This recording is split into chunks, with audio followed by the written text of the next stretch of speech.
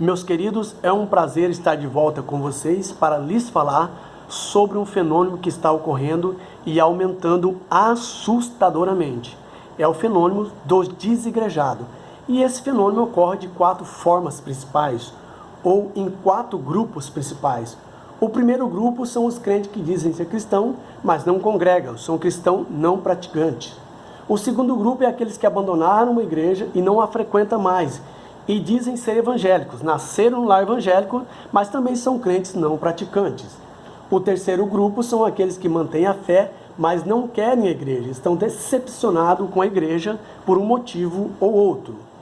E o quarto e último grupo são aqueles que não frequentam a igreja e passaram a defender o fracasso da igreja e a necessidade de um cristianismo sem igreja. Esses, de fato, são os desigrejados. Tá? Esse quarto grupo, eles se reúnem nas casas, marcam um encontro a respeito da fé, trocam ideias e experiências, mas não querem pertencer a uma denominação, a uma organização institucionalizada, a eclésia. Mas surgem perguntas, afinal de contas, quem provocou esse fenômeno? Especialistas na área, os teólogos renomados, afirmam que quem provocou esse fenômeno foram as igrejas neopentecostais. Por quê? Porque as igrejas neopentecostais fazem promessas financeiras, fazem promessas de curas, fazem promessas de libertações e essas promessas não se cumprem. E as pessoas não recebem o que foi prometido, então elas saem das igrejas, ficam desiludidas e não volta para mais nenhuma igreja, imaginando que todas são de igual modo. Mas esse movimento, eles começaram a atacar acirradamente o cristianismo institucionalizado. Eles começaram a dizer que Cristo não deixou nenhuma forma de igreja organizada. E eles também afirmam que os primeiros cristãos dos primeiros séculos, eles se afastaram do ensino de Jesus e se organizaram como instituição. E também eles continuam afirmando que quem criou a igreja ou o modelo atual foi Constantino.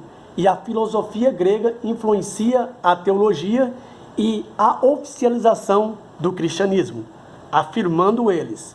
E eles continuam, apesar da reforma protestante que se levantou contra muitas coisas erradas que viam acontecer ao longo da história da igreja, os protestantes e evangélicos caíram no mesmo erro, na mesma malha, porque criaram denominações organizadas. E eles dizem que a igreja verdadeira não tem templo, não tem cultos regulares, dizem eles, nem hierarquia, e nem oferta, e nem também dízimo, e nem rol de membros. E aí eles afirmam que Jesus diz que aonde estiver 2 ou 3 reunidos no nome dele, aí está a igreja. E eles continuam afirmando, meus amigos, que a igreja como organização, ela está falida. Por quê? Por causa dos pecados e dos escândalos. O que nós temos, e eles dizem afirmando, que nós temos que sair da igreja para encontrar Deus. Porque já não se acha Deus nessas igrejas.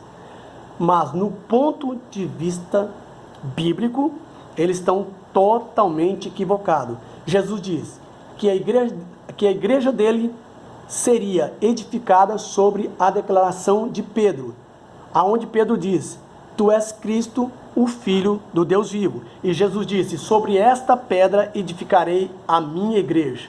Jesus estava dizendo que a sua igreja seria edificada, uma igreja organizada, e que as portas do inferno não prevaleceria contra a sua igreja. Mateus capítulo 16 e versículo 18. Em Efésios 4 e 11, Jesus, quando foi assunto aos céus, ele ordenou, certo, a alguns para apóstolos, outro para profeta, outro para pastores, outro para evangelistas, para doutores e mestres, para o bom andamento da sua igreja.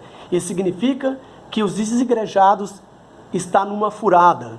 Meu amigo ouvinte, que está ouvindo essa palavra de Deus, se você gostou desse vídeo, dê o seu joinha, compartilhe, se inscreva no canal para que essa mensagem alcance mais internauta e que eles não venham ficar enganados por esse grupo que está distanciado, que saíram da igreja e estão totalmente distanciados de Deus, porque aqueles que congregam, eles participam das Santas Ceias, eles fazem parte do rol de membro, e Jesus disse que a união, que a unidade, que o corpo dele é uma unidade, e nós somos membros do seu corpo.